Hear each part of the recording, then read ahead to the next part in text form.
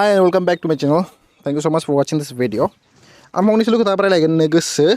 be himanto bisa sarmani ji decision laden bini sayaवहाय मानोबा जोंनि बर'आव बिराद आग्लाय बिग्लाय दङ इदि उन्दै उन्दै हाबा जानाय ओके स' आं फंनैसोल' बुंगोन आरो बिनि स्ट'रिनि बागै एसे बुंगोन मानोबा बिराद मानसिफ्रा दायो गिलाबायो नङा होमबा गिनानै थालाबायो कि आंबो हमजागोन नामा आंबो हमजागोन नामा होननानै बिदि बागै एसे फंनैसो बुंगोन आं आरो निउस मोनसे आर्टिकल नोंद्रा एक्चुअली भिडिअ क्लिपसो बेखौ नायबानो जाबाय नोंसोर आं लगायनो हागोन. From yesterday we started taking action on the basis of FIR that were registered in different districts. This is basically initial data has been collected for 2022, 21 and 2020. Okay, let's start. So बर'आव बिराद दङ. Okay, बर'आव बिराद दङ उन्दै उन्दै हाबा जानाय. आरो दायो बिराद मानसिफ्रा जाय भिडिअ बानायगासिनो हमजानाय होननानै बेफोर माने मा प्रपार इनफरमेसन होआखै दासिमबो मानसिफोरनो ओके बाट जेब्ला आं निउसखौ नायबाय बिनि उनावसो आङो प्रपार इनफरमेसन मोननानैसो आं बे खोथाखौ रायलायनो होननानै सानबाय एबा आंनि अपिनियन शेयार खालामनो गोसो जाबाय जिखुनु जा जि डिसिजन लादों बे मोजाङानो मोनसे खोथायाव ओके मोजाङानो बाट मोनसेथिं सानोबा गाज्रिबो मोनसेथिं सानोबा मोजांबो ओके मोनसेथिं माने जेनेबाहाय बिराद फेमिलिफ्रा दायोहाय माने मा जागोन कि गथ'फ्रा मावरिया जालांगोन मावरिया जालांगोन जेब्ला बिफाफोर गैयाबा सोर मावना होनो बिनि सायाव एसे एनै जाहैगोन दायालाय दा बर'फोरनियालाय मा जानो बर'फोरनिया इदिनोसै नङा होमबा एसे दाय मोनबाथाय अबेबा दाय मोनबाथाय हरफाजानाय बेयावसो बांसिन उन्दै उन्दैयाव हाबा जानाय दङ एबा दासान्दिथ' बिराद जेनेरेसन चेन्ज जालांबाय जेरावहाय उन्दैयाव गोसथोलाबायबाय खारसनलाबायबाय ओमफ्राय लालायबाय उन्दैयावनो माथो खालामनो पेरेन्टसफ्राथ' जेबो अपसन गैयै जालाङो होनांगौबो जाहैयो बाट it's actually a crime okay उन्दैयाव हाबा होनाया बिराद गिदिर क्राइमसो मानो होनबा कमप्लिकेट जायो बिराद कमप्लिकेट जायो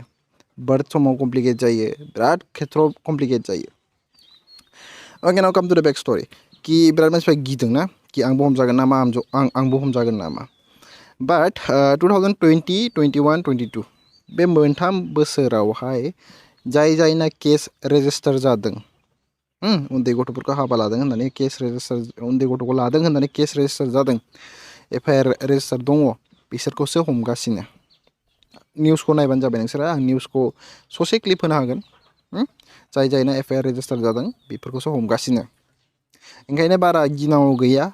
ओके एसेम बारा गिनांगौ गैया बाट जोंनि बर'फोरखौथ' मा होनबावनोब्रा बे सोलायबानो जासै एक्चुअलि ससाइटियाबो दा बेखौ बुजिनांसिगौ उन्दैयाव हाबा होनाङा ओके पेरेन्टसफ्राबो बुजिनांसिगौ उन्दैयावहाय माने जेनेबा हाबा होनाङा कमप्लिकेट जायो बेफोरखौ बुजिबा मोजां गोसथोनायाथ' गोसथोखायो बयबो नङा होमबा बाट स्टिल देन आं होननो लुबैयो कि लाइक उन्दै बैसोआव होनाया बिराद गाज्रि खस्थ' मोनो गथ'फ्राबो आरो जायहा हाबा खालामदों बेबो खस्थ' मोनहैयो हाबा खालामसिगोन गोजानाव थांसिगोन इनकाम गैला माबा गैला आइडिया गैला मेच्योर नंला नालाय ओंखायनो माने आइडिया गैयि जाना थायो बिराद खम दङ जायहा दे हायो जाहोनो हायो बाट बिराद बांसिनानो मेजरिटियानो माने मा कि बिराद खस्थ' मावनांगौ जायो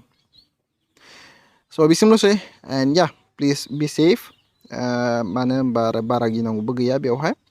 जायना केस रेजिस्टार जादों बिसोरखौसो हमगासिनो निउस आर्टिकेल नायबानो जाबाय नोंसोरो प्रपार निउस नाय